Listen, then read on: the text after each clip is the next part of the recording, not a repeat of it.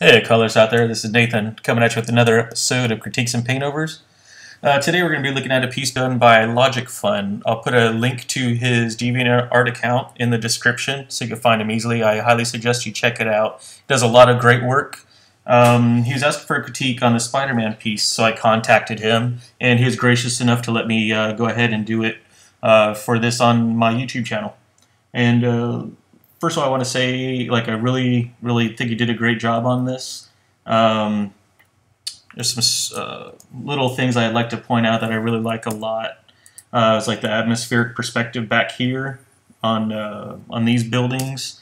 Playing around with the line art, knocking these buildings back here and a little bit here, and then also lightening up the light art a little bit here to help get the contrast between the foreground and the rest of Spidey's body. I think that really works well. One thing I did notice when I put up my hue saturation adjustment layer, I'll go ahead and turn that on.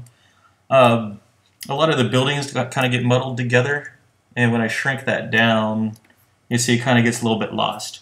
I think there's a great opportunity. Not exactly sure what this piece is for. Is it just a pin-up, or if it was like for a cover?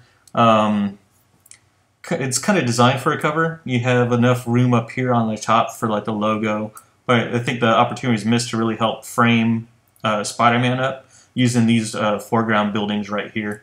And I think he could be a little bit darker. I had already set up a bunch of adjustment layers here, which you could see. Did adjustment layers that way there I could show you step by step the small little tweaks that I wanted to make to it to really help the piece pop some more. So let's start down here. First step, because we wanted to make Spider-Man pop out some more. So I lightened up the background. That'll help give it a little bit more atmospheric perspective as well. We'll have Spider-Man come forward and the background go back even more. And I did another levels adjustment layer on Spider-Man, just kind of darkening up a little bit more. It's not going to end up quite that dark. We'll adjust a little bit more in a little bit. And next adjustment layer is a color balance layer, and that's for these buildings here in the background. I just wanted to help push them back even more, show a little bit more depth in the piece. So I added a little bit more blue and a little bit more cyan to it, and that'll adjust that issue. This next one, since we did push these background buildings back more, I wanted to bring these foreground buildings forward. And I did that by adding a little bit more yellow and a little bit more red to it. Next one was this middle building on this side. I felt it was kind of getting a little bit lost. We have this warm side of this building right here, and then this warm building, and then a cool building. It just felt like it was kind of a little off. So I just added a color balance adjustment layer and kind of warmed that one up as well. So it's a little bit more harmonious, if I could say that. Next one was a color balance, and that was like to adjust the purple that's in the shadows of Spidey's costume. I think it would have worked a lot better in the original piece if there was more purple in the other shadows right here. In the original piece, we just see a little bit over on this building, and then down on this building I think really works really well, but we don't see it enough on this building and these other buildings over here.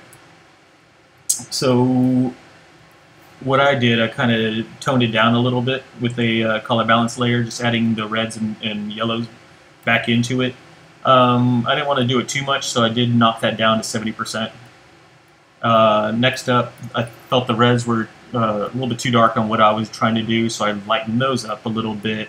And then for the blues, I added a little bit more green, just to give it a little bit more interest in it and kind of tie it in with the sky a little bit more. And once I add the purples in, that little bit of green in the blue of his costume, they'll contrast against each other really nicely. So here we go. We'll lighten that up a little bit more. And I did lighten up his knee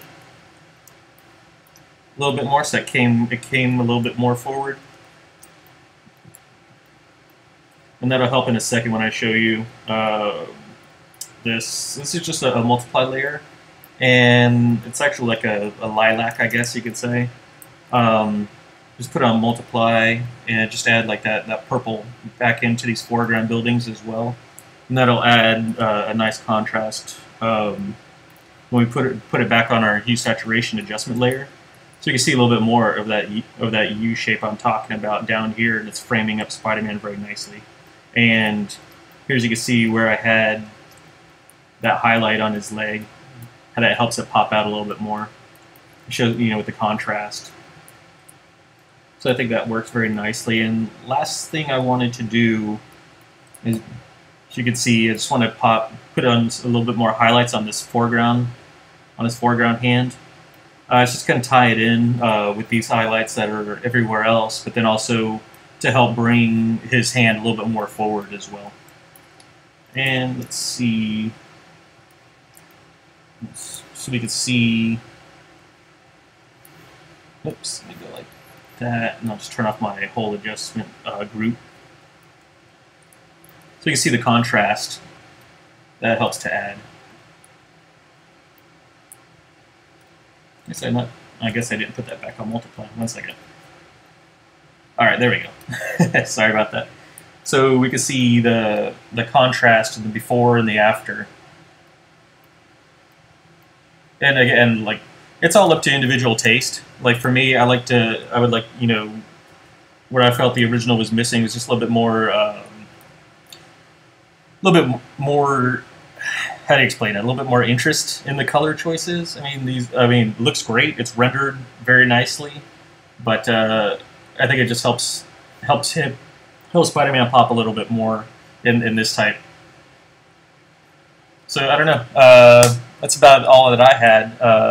Let me know what you guys think, and you can agree, disagree. It's just my opinion. I guess that's it. All right, thanks for watching, and the end.